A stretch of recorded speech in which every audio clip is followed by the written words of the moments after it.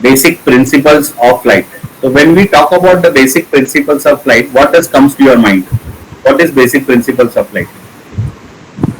Any idea? What is required basically to fly? Yes.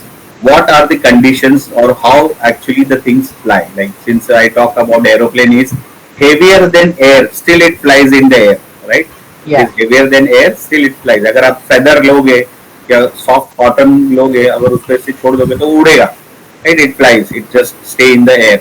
But if you take something heavy like a stone, it will fall down immediately. Okay, it's heavier than air. So normally heavier than air objects will not fly. So aeroplane is also heavier than air, but still it flies. So how does it flies? That is what we are going to learn from this module. This is basic principle. That's how we will understand how actually even drone flies. What is the basic science behind the flight? Okay. So what are the subtopics of this module? Fundamentals of flights, aerodynamics, then takeoff, flight and landing, and then we'll see how we do maneuvers, turns and circuit patterns. Okay. So fundamentals of flights, for that we need to understand couple of definitions. Couple of understanding is required for our fundamental flights. So we need to understand what is aerofoil, what is chord line, what is relative wind, what is center of pressure, what is angle of attack, what is angle of incident, what is center of lift, what is center of gravity, and lastly the Bernoulli principles. See, all the components what is required for us to understand the fundamentals of flight are mentioned here. Now let's see one by one each of the line items. Okay, so what is airfoil? Airfoil is nothing but it is a cross sectional shape of a wing, blade of a propeller, rotor or a turbine. तो अगर आपने aeroplane का wing देखा रहेगा, okay, तो wing is a flat surface, right? उसका अगर cross section हम लोग लेते हैं, okay, so I will just show you the cross section. You can see here I have taken a cross section of the wing. Okay, wing ऐसे बड़ा रहेगा, right? बड़ा सा लंबा रहेगा, both sides it will be extended. I have taken one cross section of it. Okay, so cross section you can see here. This is called as airfoil. Airfoil is a cross sectional shape of the wing blade. So this is how your wing is made. Okay, this is a cross section. अगर आपने birds का wing भी देखा रहेगा ऐसे ही रहता है, right? Normally. Okay. Yeah.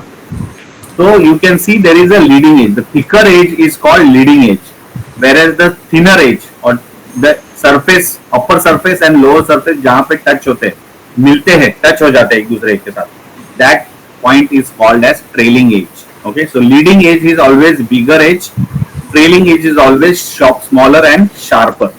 Okay, this is called as airfoil section, okay, or called as airfoil.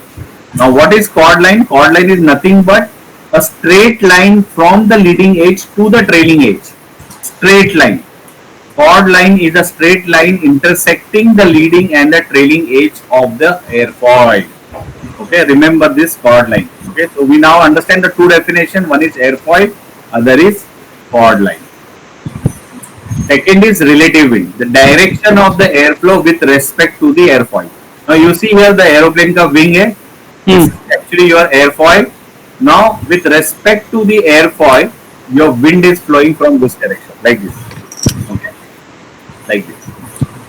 Okay, so this is your relative wind and this is your airfoil. Okay, so flight path कैसे रहेगा? आपका forward direction में रहेगा, आपका forward direction में रहेगा, opposite direction में आपका रिलेटिव विंड होगा. Okay, this is what a conducive requirement for your aeroplane to fly. Now how aeroplane flies? Basically there is something called as angle of attack. आपका wind flow हो रहा है, wind flow हो रहा है, आपको एक particular angle दिया जाता है. Okay, as we fly we align our wing in a such a way that it can glide in the air, it can jump in the air, it can take off. Okay, so that is called angle of attack. So आपका जो wing है उसका shape ऐसे design किया जाता है जिसमें at particular thrust पे या particular speed पे आपका एरोप्लेन टेक ऑफ करता है. ओके, जैसे आपका आपने एग्जाम एक्सपीरियंस किया रहेगा, रनवे पे जब एरोप्लेन आता है स्टार्टिंग में स्लो रहता है, राइट? स्लोली चालू करता है, eventually it start speeding up. एक पर्टिकुलर स्पीड के ऊपर वो एरोप्लेन वो एंगल ऑफ अटैक और उसका जो स्पीड जो रिक्वायर है वो जब मैच हो जाता है तब वो एरोप्लेन आपका एयर में टेक ऑफ करता है. Okay, so that angle measured between the relative wind और the flight path and the cord.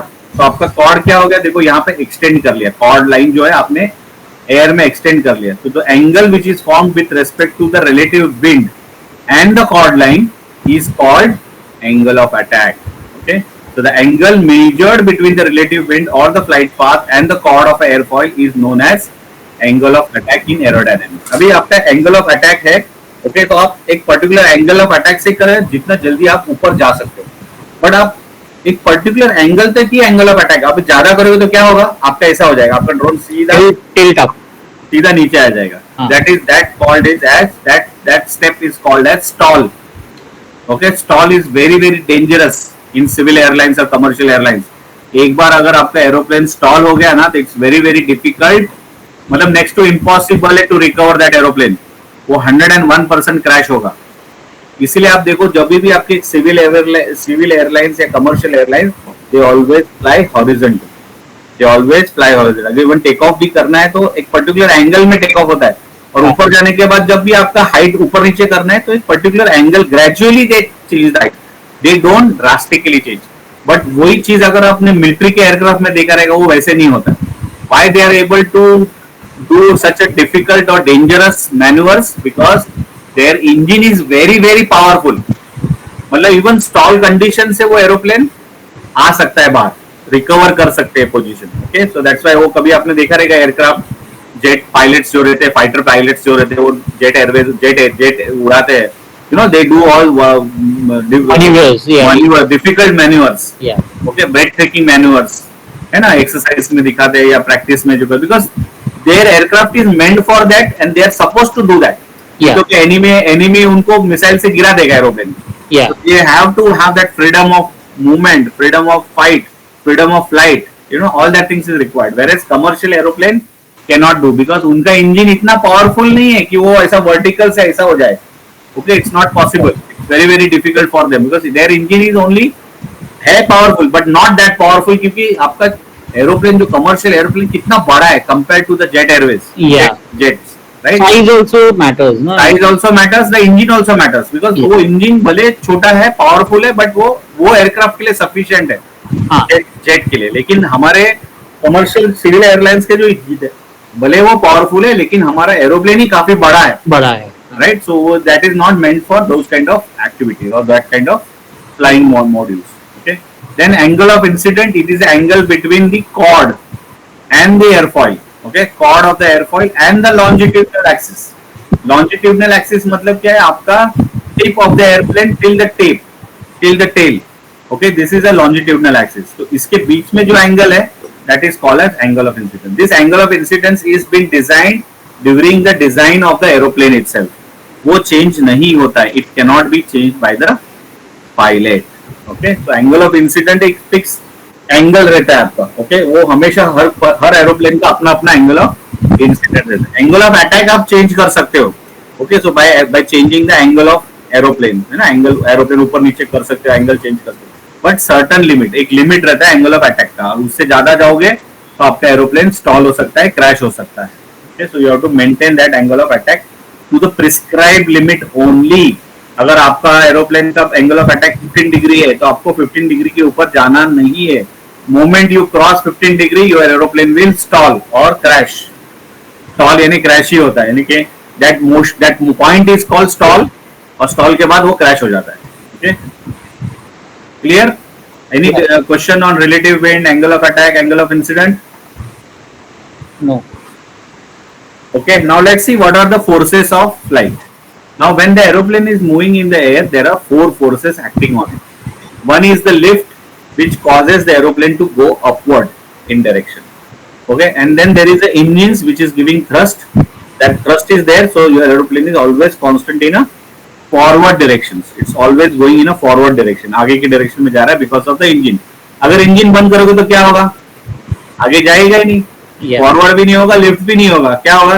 Wait आ जाएगा पिक्चर. वेट क्या करेगा? वेट की वजह से इमीडिएटली आपका नीचे नीचे नीचे डिसेंड होना चालू करेगा. व्हाई? बिकॉज उसको पावर ही नहीं है. पावर नहीं है तो क्या हो रहा है? ड्रैग भी बढ़ रहा है आपका, बिकॉज बॉडी है, एयर मॉलिक्यूल्स से पास हो रहा है, एयर थिन एयर के अंदर के पास हो रहा है, तो एयर क्या करेगा? उसको पुश करने का, पीछे पुश करने का जाएगा, वेट उसको नीचे पुश करने का जाएगा. तो ये दोनों ऑपोजिट फोर्सेस को काउंटर करने के लिए हमारे पास लिफ्ट होना चाहिए और थ्रस्ट होना चाहिए। लिफ्ट कहां से मिलता है? एंगल ऑफ अटैक से। थ्रस्ट कहां से मिलता है? इंजन Power से। से। हाँ, ओके, तो इंजन आप पावर रखोगे तो आपका थ्रस्ट बढ़ेगा, एरोप्लेन आगे बढ़ता रहेगा। आपका एंगल ऑफ अटैक मेंटेन करोगे तो आपके पास लिफ्ट रहेगा। अगर दोनों भी आप जीरो कर दोगे, यानी माइनस कर दोगे, लिफ्ट भी नहीं, मतलब एंगल ऑफ अटैक भी जीरो कर दिया और थ्रस्ट भी जीरो कर दिया, तो weight and drag will take over. Okay, so slowly आपका एरोप्लेन नीचे नीचे आना, इमीडिएटली नीचे नहीं आएगा। क्यों नहीं आएगा? बिकॉज एरोप्लेन्स आर एरोडायनेमिकली डिजाइन, यानी कि अगर आप 10,000 फीट पे है तो नीचे नीचे नीचे आके आप 10 किलोमीटर आगे तक जा सकते हो, यानी स्लोली डिसेंड होगा आपका। it will glide. It will glide. Very good. It will glide basically. Okay. That is the reason why आपने देखा रहेगा जब भी हम लोग डिसेंट के लिए अप्रोच करते हैं, लाइक पायलट आपको अनाउंस करता है कि next 30 minutes will be reaching Delhi airport, climate blah blah ये सब बताता है। देन बाय नेक्स्ट 10 मिनट्स में आप जैसे दिल्ली एयरपोर्ट नजदीक पहुंच जाते हो, आप देखो इंजन ऑफ किए जाते हैं या लो थ्रस्ट पे रखा जाता है, तो क्या होता है? आपका एरोप्लेन धीरे धीरे धीरे धीरे एकदम ग्लाइड होना चाहिए, it's basically in glide position. तो pilot is basically aligning the aeroplane with respect to the runway, okay, landing के लिए। तो वो 10 मिनट पहले ही चालू हो जाता है उसका प्रोसीजर, धीरे धीरे धीरे धीरे वो प्रॉपर एंगल पे वो लोग लैंड करते हैं, सेफ फेदर टच लैंडिंग बोलते हैं ना। Yeah. Clear on the forces of the flight? Yeah. Okay, so what causes the flight? Okay, in physics, a fluid is a substance that continuously deforms. And a fluid will deform the shape, right? Continually deform when the external force is applied. जैसे अगर कहीं पानी बह रहा है, अगर हम उसके बीच में पैर रखते हैं या स्टोन रखते हैं, तो water doesn't stop there, right? What happens? Water will take the alternate course, right? It will deform, it will full shape. So fluid includes liquid, gases and plasmas. तो अगर ये आप एक्सपेरिमेंट कर सकते हो, आप किचन के टैप में अगर टैप ओपन करोगे, water is continuously flowing down, आप उसके सामने ये ऐसा स्पून थोड़ा सा एंगल में लगा दोगे, तो आप देखो जो वाटर फ्लो हो रहा है वो स्पून का शेप लेके क्रॉस करके चला जाएगा। Okay, so that effect, this effect is called as Fonda effect. Okay, this is Fonda effect. तो आपका जो विंग है, अभी देखो अभी विंग है, ये विंग दिख रहा है आपको, राइट? ये विंग जो है, एयर फ्लो होगा तो क्या होगा? Air will not stop here, air will take the shape, air will take the shape. तो एयर यहाँ पे जो हिट करेगी, it will get splitted, some air will go from the top, some air will go from okay. So this is what is actually the Bernoulli principle. यानी Bernoulli principle का initial part है Coanda effect. Okay, this is Coanda effect. यहाँ पे air आपका, अगर यहाँ पे मैं पानी भी मारूंगा, पानी का फ्लो भी रखूंगा, तो क्या होगा? थोड़ा थोड़ा बाजू में जाएगा, लेकिन थोड़ा ऊपर से चला जाएगा, थोड़ा नीचे से जाएगा। This is called as Coanda effect. Okay, so let's see how the force affects. तो लिफ्ट, जैसे मैंने बोला, perpendicular the direction of the motion, this basically difference in pressure. Okay, we have not seen this particular, just park this sphericity over here. I will talk on more details about the lift part. Weight क्या बोल रहा है? Downwards. Weight हमेशा aeroplane का wait रहेगा, drone का wait रहेगा, तो वो हमेशा नीचे पुल करने की कोशिश करेगा, राइट? बिकॉज उसका खुद का वेट से वो नीचे आने की कोशिश, तो the gravity will pull down, Newton's third law of motion. Okay, drag क्या कर रहा है? बिकॉज बॉडी है, सरफेस है, तो सरफेस से एयर मॉलिक्यूल से पास हो रहा है, तो air molecules will try friction, opposite. Okay, so opposite to direction of the motion, friction और डिफरेंस इन प्रेशर। ओके, अगर मैं वैक्यूम में चला रहा हूँ एरोप्लेन, तो क्या होगा? आई विल बी फ्री फ्लाई, जैसे मेरे स्पेसक्राफ्ट है, राइट? हमने वॉयेजर एयरक्राफ्ट भेजा था 50 साल पहले, अभी तक वो जा रहा है स्पेस में कंटिन्यूस, बिकॉज फ्रिक्शन ही नहीं है वहां पे। उसको एक बार एक पुश दे दिया, वो चला ही जा रहा है, चला ही जा रहा है, चला। अभी ऑलमोस्ट वो कितना दूर चला गया, राइट? बहुत दूर चला गया, millions of kilometres far it has gone. Okay, but लेकिन हमारा अर्थ का, हम इसमें स्पेस में क्या, हम लोग एटमॉस्फेयर में, एयर मॉलिक्यूल्स है, तो वहां पे फ्रिक्शन होगा, and that's why drag will be there. So your drag will never be zero. Okay, exam में क्वेश्चन पूछा जाता है कि वेदर पायलट जो बनते हैं ना, सीपीएल कमर्शियल पायलट्स जो पूछते हैं, तो उनको ये ड्रैग के ऊपर काफी क्वेश्चन पूछा, बिकॉज ये जो पॉइंट्स है, ये जो 4 पॉइंट्स है ना, lift, thrust, weight and drag, इसके ऊपर ही पूरा आपका फ्लाइट चल रहा है, इसी के कॉन्सेप्ट्स के ऊपर आप एरोप्लेन फ्लाई कर रहे हो।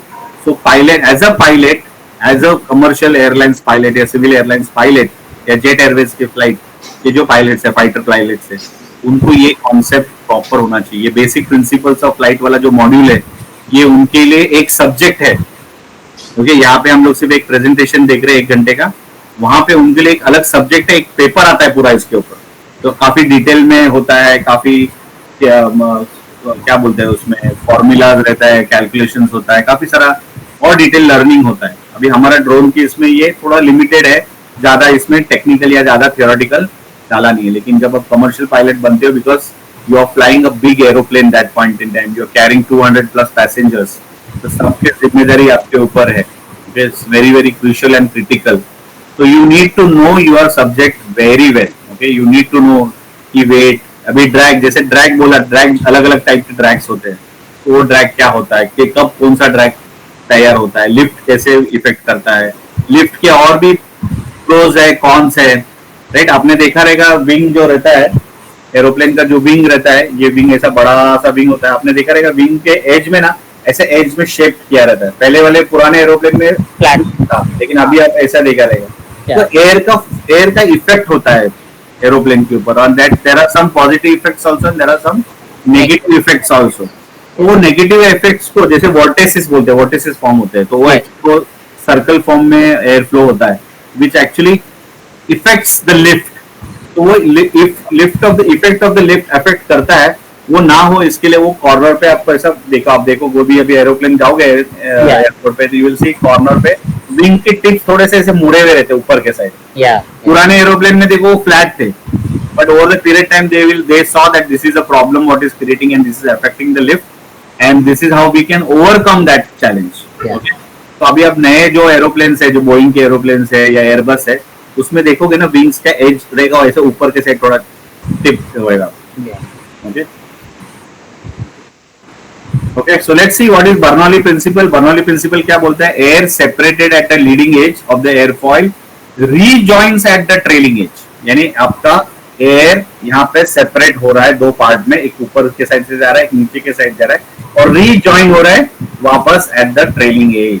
यानी ऊपर से जो हवा आ रही है वो यहाँ पे आएगी और यहाँ से नीचे आएगी, तो वापस एक साथ हो जाएगी, नीचे चली जाएगी। तो air since air has to move faster on the upper surface to cover, because ये distance ज्यादा है, okay, this curvature is big, तो यहाँ पे आपका air flow has to be faster, क्योंकि यहाँ से जो air separate हुआ सेम टाइम पे नीचे से और ऊपर से सेम टाइम पे air दोनों मिलना चाहिए, okay, सेम टाइम पे मिलना चाहिए। since this distance is more, this has to move, the air has to move faster over this surface, whereas this surface is less, okay, तो यहाँ पे air flow है वो slowly जाएगा, okay।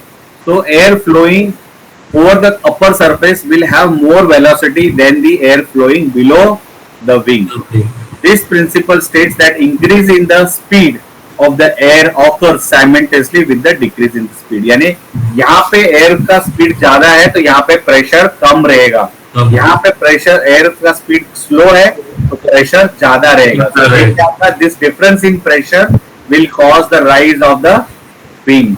Okay, तो हवा में उड़ेगा, वो हवा में टेक ऑफ होगा। तो decrease in the speed of air flow causes more pressure below the wing and upward produces upward lift. Okay, तो प्रोड्यूसेस अपवर्ड। अगर प्रेशर ऊपर ज्यादा हो गया और नीचे कम हुआ तो क्या होगा? ऊपर से ज्यादा होगा तो आपका एरोप्लेन नीचे चला जाएगा, राइट। अगर नीचे से प्रेशर ज्यादा रहेगा और ऊपर कम है तो आपका लिफ्ट ऊपर आएगा। तो this is how the difference in the pressure causes aeroplane to fly in the air. So आप जब रनवे पे टेक ऑफ करते हो, ये डिफरेंस ऑफ प्रेशर की वजह से आपका एरोप्लेन टेक ऑफ होता है, ओके, और एयर में फ्लाई करना चाहिए, क्योंकि आप कंटिन्यूस थ्रस्ट दे रहे हो ना, कंटिन्यूस इंजन आपका चल रहा है। अभी आप फ्लाई कर रहे हो 10,000 फ्लाइट पे, सडनली मैंने इंजन बंद कर दिया तो क्या होगा? थ्रस्ट ही नहीं है, मैं आगे बढ़ूंगा ही नहीं, बट मेरे पास एक मोशन है, न्यूटन्स लॉ की वजह से मेरे पास एक मोशन है, राइट। मैं एक मोशन में जा रहा था, अचानक इंजन बंद पड़ गया। अभी कार आप जब चलाते हो, कार का इंजन बंद करो तो कार जगह पे नहीं रुकती है ना, थोड़ा सा जाती है आगे, और फिर जब उसका मतलब जो मोशन है वो खत्म हो जाता है, वो एक जगह पे जाके रुक जाती है, right. Same thing goes for aeroplane. तो आप इंजन बंद करें तो आगे आगे चलता जाएगा, बट वो डिसेंड होना चालू करेगा। At certain point it will descend and then अगर आप उसको मैनेज करके लैंड कर गए तो ठीक है, नहीं तो क्रैश हो जाएगा, ठीक है। तो कभी कभी रियल लाइफ इंसिडेंट्स भी है, काफी सारे ऐसे इंसिडेंट जहाँ पे एरोप्लेन क्रैश किया हुआ है, कहीं कहीं पे लोगों ने रिकवर। जैसे फॉर एग्जांपल, जैसे एग्जांपल, क्लासिक एग्जांपल अभी रिसेंट का अहमदाबाद का जो है क्रैश हुआ, अगर वही एरोप्लेन काफी हाइट पे होता, 10,000 हाइट पे होता, और अगर तभी इंजन बंद होते तो क्या करता पायलट? पायलट उसको ग्लाइड करता था, गाइड करके स्टीयर कर लेता था, कहीं पे पोजीशन पे लाता था. हाँ. उसके पास टाइमिंग ही मिला to act. There were only 7 seconds. 7 seconds में वो मेडे मेडे भी नहीं बोल पाया पूरी तरह से. Yeah. तो वो क्या कर पाएगा? I mean though they were so experienced pilot, 8,000 hours of flying experience था कैप्टन के पास, तो भी कर नहीं सके because there was no time. 7 seconds में वो कुछ नहीं कर पाया. By the time he was about to say and think something to do, वो एरोप्लेन ऑलरेडी बिल्डिंग में क्रैश हो चुका था. I mean they already lost their life. Yeah. Oh, Sully is one movie similar. Sully is one good example. Yes. Slides. सली आप देखोगे तो उसमें आपको क्लियर दिया, राइट? उसने हडसन रिवर पे actually the aeroplane was flown by the second in command. लेकिन जब एक्सीडेंट हुआ या जो बर्ड इंसिडेंट हुआ, immediately captain took over the flight and he took the decision to fly because he was pilot in command.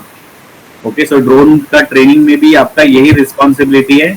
आप जब drone fly कर रहे हो, आपके आजू बाजू क्या हो रहा है, आपको कौन क्या बोल रहा है, वो ठीक है, आप सुन रहे हो, समझ रहे हो, कर रहे हो, but eventually you are the pilot in command, so you have the controls in your hand, so you have to sensibly think and fly your drone because eventually you are responsible. जब तक remote आपके हाथ में है, आप pilot in command हो, आपकी जिम्मेदारी है. मैं कुछ भी बोलूं, कुंदन कुछ भी बोले, रॉन्सी के हाथ में रिमोट है, तो he is a pilot in command, he is responsible for. Okay, जब कुंदन फ्लाई कर रहा होगा और रॉन्सी सेकंड इन कमांड है या को पायलट है, he might be telling, he might be saying anything, still Kundan is responsible and Kundan is supposed to act on his mind. Okay, that is what the characteristics of the pilot. Pilot needs to be sensible and take his own decisions. He can take the inputs, he can listen, he can think, but eventually he has to do things on his. अगर उसको लगा ये action गलत है या ये instruction गलत है, he should override that instruction. वो इंस्ट्रक्टर भी दे रहा है तो समझ रहे हो? Yeah. That is the responsibility of a pilot because you are pilot in command. You have the control. I do not have a control in my hand. I am only saying by mouth कि भाई रॉन्सी fly upward, fly downward. आपने देखा fly upward है, लेकिन वहां पे देखा तो tree है या वायर है, कुछ तो ऑब्स्टेकल है. तो आपको डिसीजन लेना है कि वेदर मैं करूं या नहीं करूं. अगर आपको जरा सा भी डाउट है, you should question, you should ask, you should not hesitate. This is what is actually about the training. Okay, so Bernoulli principle. Let's see pictorially. Flow, air flow, forward, you know, relative wind आपका सामने से आ रहा है. High velocity of air flow on the top surface, low velocity on the below surface. Since the low velocity will create high pressure, high velocity will create low pressure. So low pressure in low pressure will cause the lift. So lift is due to the pressure difference. Okay, clear? Yes. Yes. Okay, now once we understand the Bernoulli principle is applicable for aeroplane. Bernoulli principle is applicable to hybrid, but Bernoulli principle is not fully applicable to drones. Drones means rotor craft. Okay, rotor craft चलने का थोड़ा सा principles different है. Okay, because वहाँ पे आपका take of नहीं होता है, लैंडिंग नहीं होता है, राइट? मतलब रनवे पे आपका ड्रोन भागता नहीं है. ओके, तो नॉर्मली रोटर क्राफ्ट जो ड्रोन्स होते हैं, वहां पे Newton's third law of motion follow किया जाता है. तो मोशन क्या होता है? फर्स्ट लॉ क्या बोलता है? Let's understand the one by one the 3 laws. Newton's first law states that if a body is at rest, यानी अगर बॉडी इज एट रेस्ट, अगर ये बॉल एट रेस्ट है तो वो रेस्ट पे रहेगा. It will not move. If it is on my hand, it will be in my hand only. कहीं पे भी मैंने रख दिया, सपोज कहीं सरफेस पे रख दिया, वो it will be like at rest only until and unless there is a some pressure applied. जैसे भी प्रेशर दे रहा हूँ, या थोड़ा सा पुश करो तो वो मूव हो रहा है, राइट? तो states that if a body is at rest or moving at a constant speed, अगर ये मूव हो रहा था, जैसे मैंने अगर ग्राउंड में बॉल था या मैंने बैट से मार दिया बॉल को, तो क्या होता है? ग्राउंड में वो चलते रहता है, राइट? बाउंड्री तक चलता है. It will remain at rest or keep moving in a straight line at a constant speed unless it is acted. जैसे कि अगर फील्डर ने आके उसको रोक दिया या कैच कर ले या उसका हाथ लग गया तो डाइवर्ट हो जाता है, डायरेक्शन चेंज हो जाता है, राइट? फील्डिंग के टाइम हमने देखा रहेगा कि बहुत बार बॉल डिस्ट्रैक्ट हो जाता है या उसका चेंज हो जाता है डायरेक्शन. ये क्यों हो जाता है? बिकॉज वो हम लोग हाथ जब लगाते हैं तो उस पर फोर्स अप्लाई हो जाता है, right? So that is how it changes is direction. ठीक है, या हम लोग होल्ड करते हैं, स्टॉप करते हैं. So that is what actually stop करना भी we are applying the force to it, right, to stop it. That is the Newton's first law of motion. Second law क्या बोलता है? क्वांटिटी डिस्क्रिप्शन, यानी कि अगर आपका ऑलरेडी एक बॉडी मोशन में है, तो मोशन में तो कंटिन्यूस मोशन में रहेगा, but eventually body slow down हो जाता है. बिकॉज अभी हम लोग अर्थ पे देखा तो ग्रेविटी का इफेक्ट होता है, एटमॉस्फेयर का इफेक्ट होता है. तो हम अगर हवा में बॉल फेंकते हैं तो वो हवा में जाता है, but eventually it falls down. एक हाइट पे जाने के बाद वो नीचे गिरता है. क्यों? क्योंकि there is no constant pressure और कांस्टेंट फोर्स नहीं है उस पर. वो रहेगा कांस्टेंट. अगर मैं उसको रॉकेट लगा दूंगा तो क्या होगा? वो सीधा ऊपर आकाश में चला जाएगा, हवा में उड़ के एटमॉस्फेयर से बाहर चला जाएगा, स्पेस में चला जाएगा, right. It will continuously move, but उतना फोर्स मुझे उस पर अप्लाई करना पड़ेगा, तभी करेगा. तो नॉर्मल जो भी मैं मिनिमम, जब मेरा जैसे मेरा ट्रेन चल रहा है या चल रहा है, उसको अगर मैं थोड़ा सा प्रेशर और दूंगा तो क्या होगा? जैसे भी कार ड्राइव कर रहा हूँ एक पर्टिकुलर स्पीड पे 100 किलोमीटर स्पीड, जैसे ही मैंने एक्सीलरेटर दबाता हूँ तो क्या होता है? जैसे मैं फास्टर, सो मोर फोर्स मोर एक्सेलरेशन. मैं एक्सीलरेटर दबाता हूँ मतलब क्या करता हूँ? मैं इंजन को और फास्ट घूमना, फोर्स क्रिएट करता हूँ, right. That force is generated, force is transferred to the tyres start moving faster, my car starts moving faster. Similarly मेरा एरोप्लेन या ड्रोन या जो भी है, जिसको मैं थ्रॉटल ज्यादा दूंगा तो मेरा ड्रोन हायर हो जाएगा या ज्यादा आगे भागेगा, या एरोप्लेन भी मेरा आगे भागेगा. Okay, so that's the Newton. So what say Newton third second law? Newton's second law say is a quantitative description of the changes that a force can produce on a motion of a body. It states that time rate of change of momentum of a body is equal to the both magnitude and direction of the force imposed on it. यानी जितना ज्यादा force आप apply करोगे उतना fast वो acceleration होगा या उसका चेंज ऑफ मोमेंटम होगा. ओके, अगर आपने हल्का सा धक्का दिया तो स्लोली जाएगा, अगर आपने ज्यादा धक्का देगा तो जल्दी फास्ट होगा. Same application. Clear on second law? Yes. Now third law. Third law say क्या? That's when two bodies interact, they apply force to one another that are equal in magnitude and opposite direction. यानी कि अगर आपने देखा आपका rocket है, ठीक है, आपका रॉकेट है, ये रॉकेट है समझो. रॉकेट जब आपका ग्राउंड पे खड़ा है तो वो रहेगा at a rest as per Newton's first law of motion. ये पोजीशन चेंज कब करेगा? जब थ्रस्ट अप्लाई करेगा. तो हम क्या करेंगे? रॉकेट को इग्नाइट करते हैं तो नीचे से स्मोक आना चालू होता है. शुरू में इमीडिएटली स्टार्ट किया तो इमीडिएटली रॉकेट आपका नहीं होता है, राइट. स्मोक आता है, स्मोक पुश करना चालू करता है. और तो स्मोक क्या करता है? ये जो रॉकेट है, रॉकेट में से स्मोक क्या करता है? स्मोक नीचे आता है, अर्थ को पुश करने की कोशिश करता है, अर्थ के ऊपर प्रेशर अप्लाई करना चालू करता है. बट वो pressure, is that enough that earth will move from its position? No, right. Because बहुत कम है कंपेयर टू द अर्थ के साइज के हिसाब से, ये प्रेशर बहुत मिनिमल है. तो ये प्रेशर क्या होता है?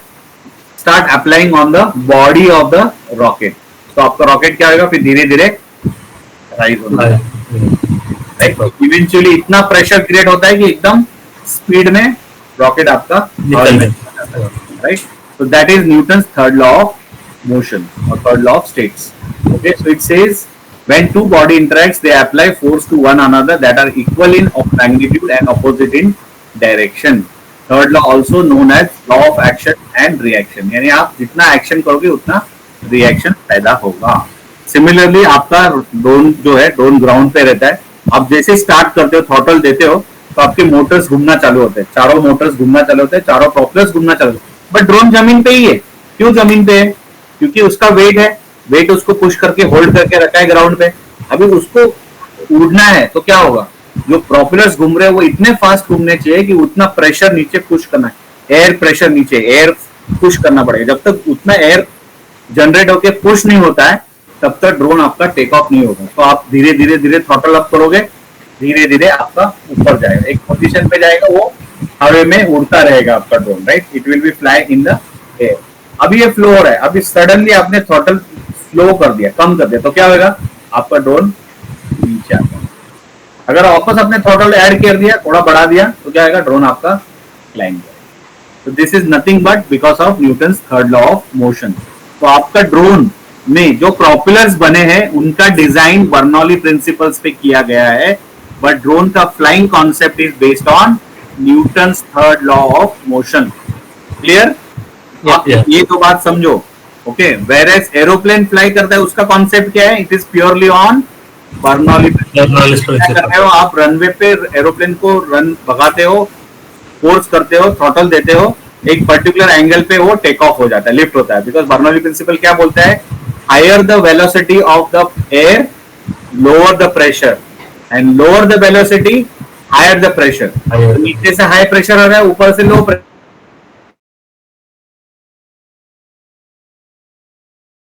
नेचुरली आपका एरोप्लेन हवा में उड़ेगा, राइट। वेरे ड्रोन में क्या होता है, आप एयर को पुश कर रहे हो।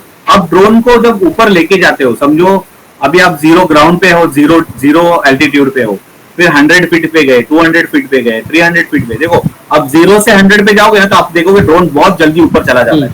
फिर 100 से 200 पे जाओ, देखो जल्दी नहीं जाता है। 200 से 500 पे जाओ, जल्दी नहीं जाता। 500 से 1000 पे जाओ, it will not go faster, because क्या हो रहा है, आपका एयर थिन होते जा रहा है, और जो एयर पुश कर रहा है वहां से अर्थ बहुत दूर है, समझ रहे कि नहीं। 1000 फीट से आपका अर्थ सरफेस बहुत नीचे है, तो इतना जल्दी उसको जो नीचे पुश करने का जो पुश मिल रहा है वो पुश नहीं मिल रहा है उसको। तो ग्राउंड के नजदीक है तो जल्दी फट से ऊपर आ जाएगा, बट जैसे जैसे दूर जाएगा, तो दैट्स व्हाई रोटर क्राफ्ट आपने देखा रहेगा, जो मैंने एक स्लाइड दिखाया था आपको FAA का, उसमें आपने देखा रहेगा मोस्टली जो FAA के ड्रोन्स है वो सब एरोप्लेन टाइप वाले ड्रोन्स थे, उसमें हार्डली रोटर क्राफ्ट या हाइब्रिड टाइप ड्रोन्स था, mostly aeroplane, because those are the drones which are meant to fly at very high altitude, right. Whereas quadcopters या रोटर क्राफ्ट ड्रोन्स जो है वो high altitudes में नहीं जा सकते, because as you climb higher and higher your air becomes thinner and thinner, it becomes very difficult for drone to fly. वो बहुत पावर कंज्यूम करेगा और वो ज्यादा डिफरेंस नहीं है हाइट में ऊपर जाने में, जितना आप क्लोजर टू द ग्राउंड है, मतलब आप समझो ना 1000 फीट के अंदर आप कंफर्टेबली अच्छी तरह से ड्रोन फ्लाई कर सकते हो, 2000 फीट के अंदर आप आराम से फ्लाई कर सकते हो, but moment you cross 2000 and above the air become very very thin, okay, thin होना चालू हो जाता है और it become very difficult, air ही नहीं है वहां पे। तो एयर ही नहीं तो फिर ड्रोन फ्लाई कैसे होगा, आप स्पेस में ड्रोन फ्लाई नहीं कर पाओगे, क्यों नहीं फ्लाई करोगे, बिकॉज वहां पे एयर ही नहीं है, तो समझा। तो मीडियम टू फ्लाई, ड्रोन आपके सिर्फ एप्लीकेबल मीडियम में है, applicable where the air is, इसीलिए हम लोग स्पेस में ड्रोन नहीं भेजते, रॉकेट भेजते, राइट, क्योंकि उसमें वो थ्रस्ट दिया जाता है। So you can just go once to the previous slide, sir. To second law. Second law. I missed the last part of it. So just writing. Second law, हाँ. ये तो आपको गूगल में मिल जाएगा, this is the one and the same, Newton's 3 law of motion, you can get it anywhere. Okay.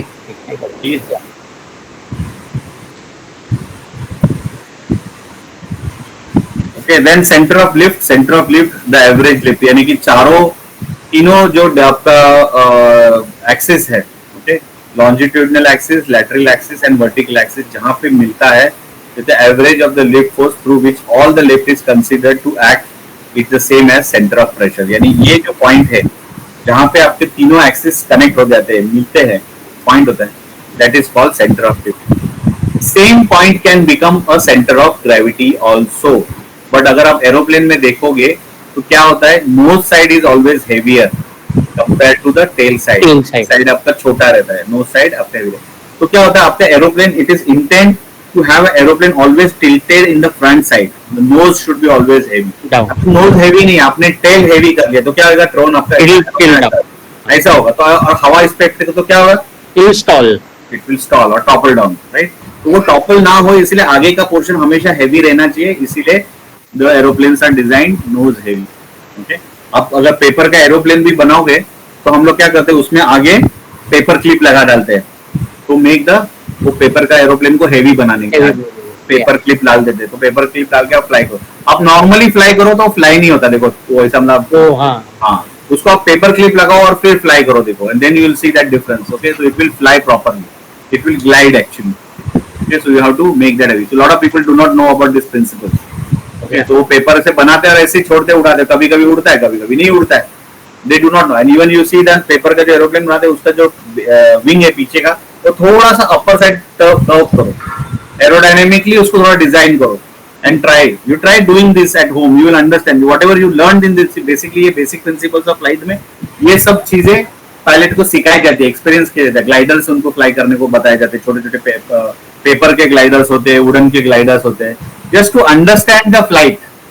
Okay, centre of gravity, इसीलिए क्या होता है, अभी नोज हेवी किया तो क्या हो गया आपका सीजी थोड़ा सा आगे आगे, जैसे अभी अभी देखो देखो नॉर्मली अगर ये एरोप्लेन है, okay, I don't know whether you are able to see my pen in my hand और नॉट, ये एरोप्लेन है, ओके, अभी ये देखा अगर इसका मैं सेंटर ऑफ ग्रेविटी निकालूंगा तो somewhere it will be somewhere here, see here, you can see right, balanced right, but अभी मैं क्या कर रहा हूँ, उसको आगे थोड़ा सा नोज हेवी कर दिया उसको, तो क्या हो गया, ये पोजीशन था मेरा सेंटर अभी, लेकिन देखो अभी वहां पे नहीं हो रहा है, आगे जा रहा है, देखो टिल्ट हो रहा है, right, moment I am trying to put it where it was balancing, it is not, I have to little bit move my CG ahead, right, तो बैलेंस करने के लिए देखो मुझे थोड़ा मैनेज करना पड़ा, राइट, क्योंकि मैंने थोड़ा सा नोज हैवी कर दिया by putting the cover, right, अगर ये निकालता हूं तो कहां पे आता है, थोड़ा पीछे आ जाता है, थोड़ा सा पीछे आ जाता है, that is what you have to understand. More and more heavy I can make it so that it will be further, so I have to balance like this. Okay, अगर मैं इसको और एक ये लगा दूंगा तो मेरा सेंटर ऑफ ग्रेविटी थोड़ा सा आगे आ जाएगा, देखो, है ना, you can try this at your home also. Center of gravity. So aerodynamics is the study of how gases interact with the moving bodies. Engineer applies these principles of aerodynamics to design of many different things, including building bridges, dams, then आपका big towers, skyscrapers, you know, all those things are built using aerodynamics. जैसे आपका बुर्ज खलीफा जो है, right, या बुर्ज जो आपके जो big tower, Petronas towers है मलेशिया में, all these are, you see, they are round in shape. Mostly they are in round. They do not have sharp edges because they are very big. छोटा building रहेगा ना, 5 मले का, 10 मले का, 10 floor, 20 floor, those buildings will not have much effect of the air.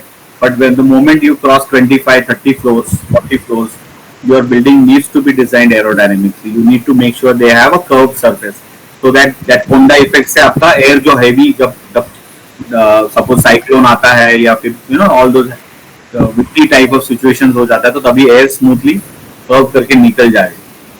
So the primary concerns of aerodynamics are aircrafts and automobiles.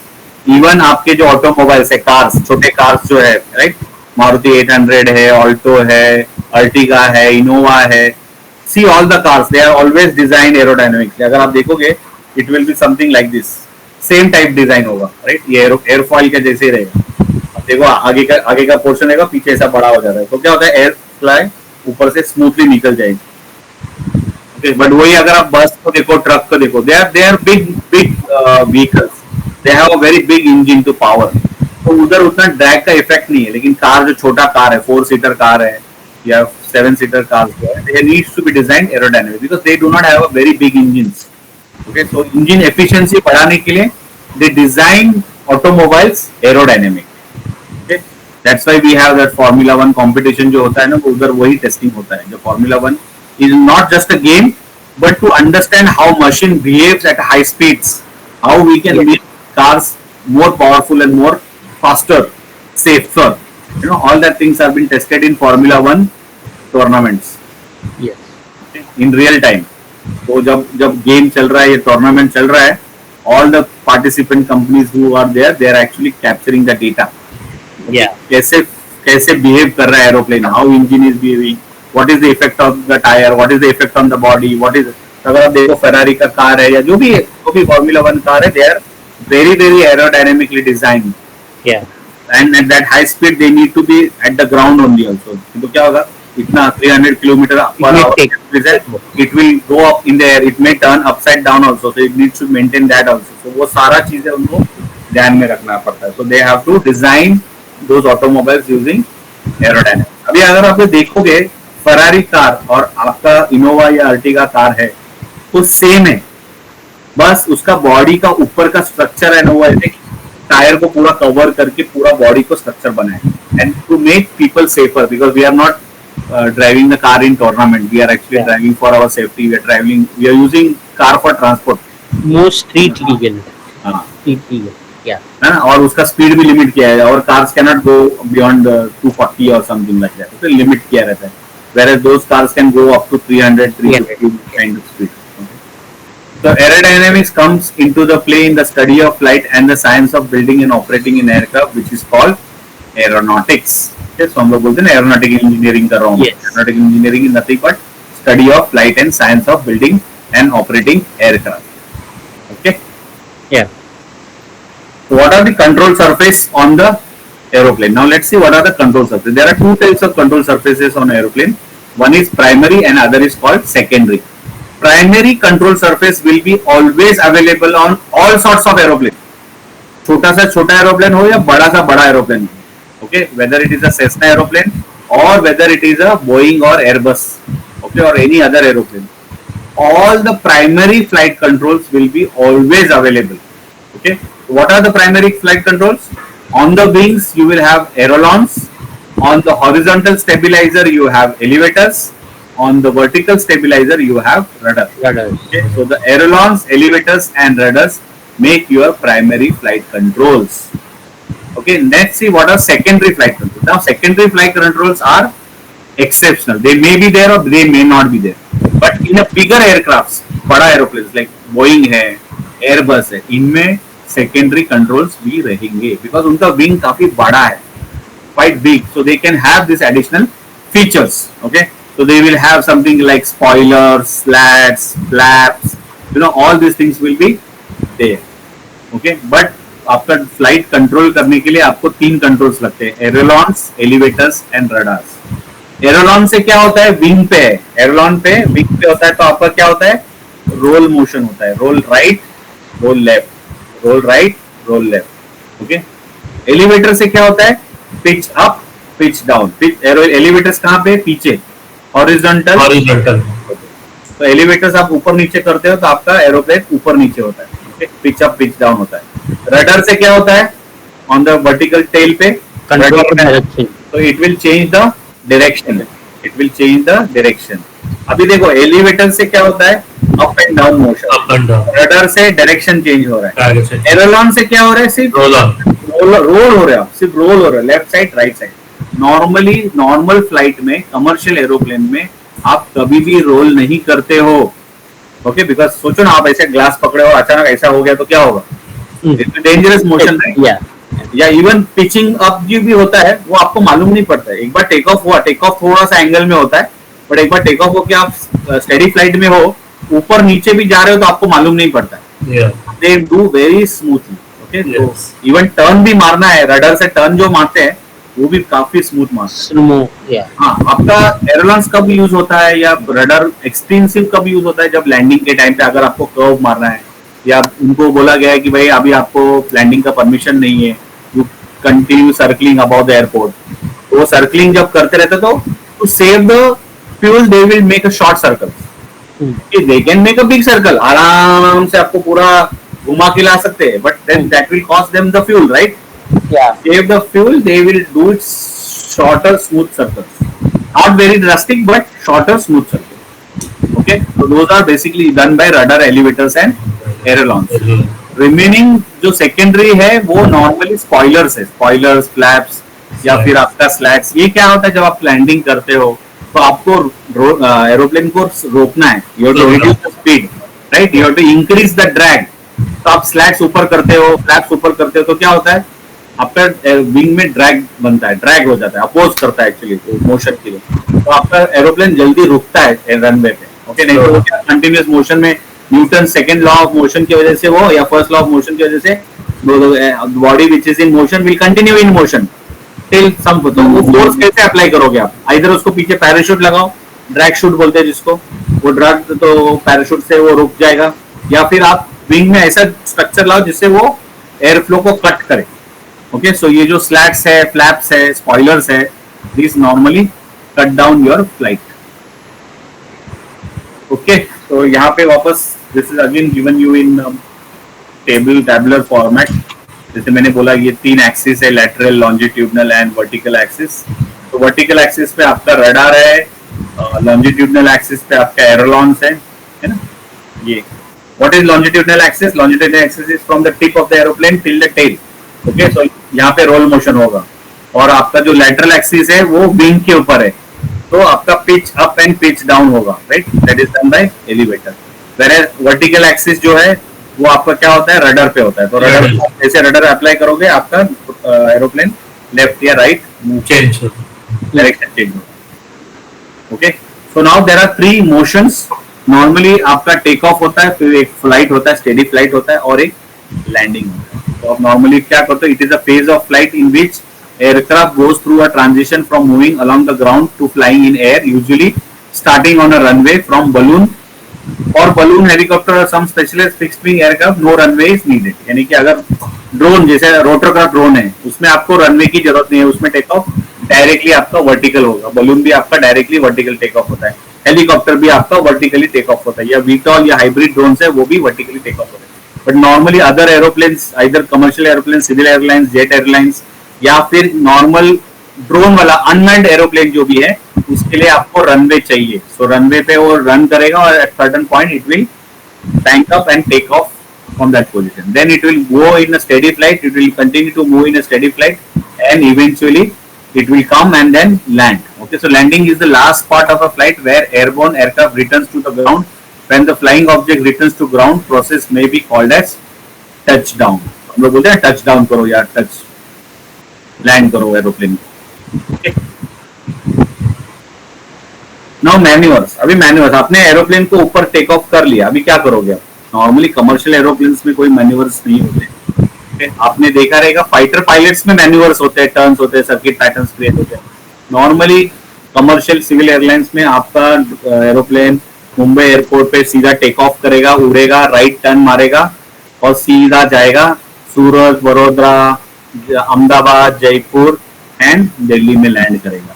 तो जो उसका फ्लाइट पाथ रहेगा वो फॉलो करेगा, उसके बीच में वो कुछ नहीं करेगा, टेढ़ा मेढ़ा कुछ भी सर्कल वर्कल कुछ नहीं होगा. They will follow the straight flight path.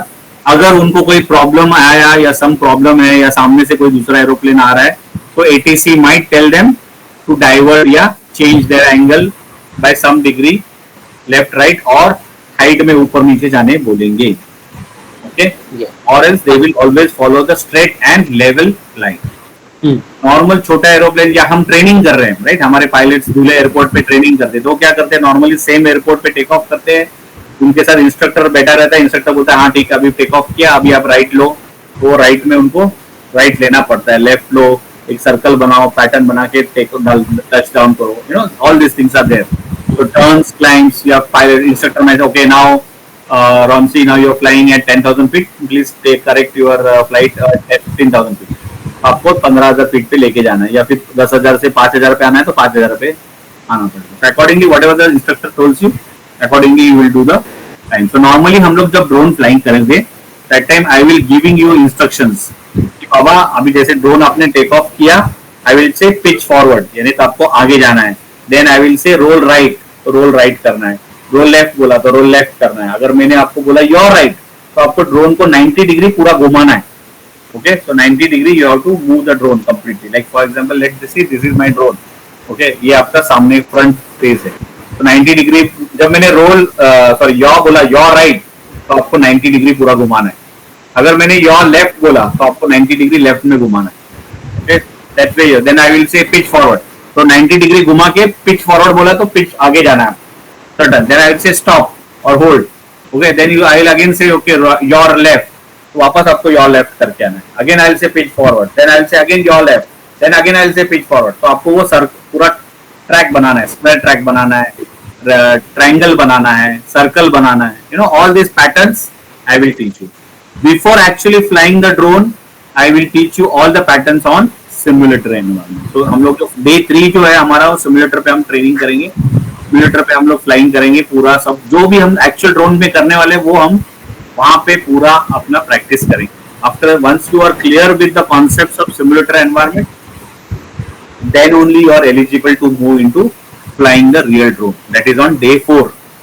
Okay, so day 4 में पहला चीज है हमारा ब्रीफिंग होगा. ब्रीफिंग के बाद आपको टेक ऑफ लेने को बताया जाएगा और लैंडिंग करने के लिए बताया जाएगा. टेक ऑफ करो और सर्टन टेस्ट होता है, यू नो टेस्टिंग होता है, वो टेस्टिंग करने का है एंड देन लैंड करना है. टेक ऑफ करना है, लैंड करना है. तो दो टेक ऑफ लैंडिंग ऐसे होगा. देन आपके फिर पैटर्न्स चालू हो जाएंगे कि आपको स्क्वायर बनाना है, लेफ्ट साइड में, राइट साइड में स्क्वायर बनाना है, रिवर्स स्क्वायर बनाना है, रिवर्स लेफ्ट साइड स्क्वायर बनाना है, फिर ट्रायंगल बनाना है, राइट एंगल ट्रायंगल बनाना है, लेफ्ट साइड ट्रायंगल बनाना है, राइट साइड ट्रायंगल बनाना है. All that things I will be telling you to do. Accordingly you have to fly the drone and show me and learn to fly the drone. Clear? Any Yes. Questions on this?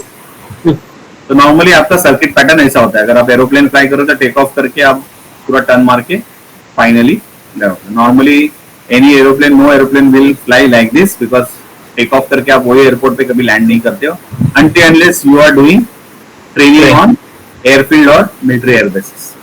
Okay, commercial aeroplane में normally ये take off आपका Mumbai airport पे होगा, landing आपका दिल्ली हो सकता है, चेन्नई हो सकता है, कलकत्ता हो सकता है, या फिर wherever from you take off, you might be landing in Mumbai airport, vice versa. Clear? Yes. Yes, sir. So with that, we complete the module 2, that is basic principles of flight. Any questions so far? No,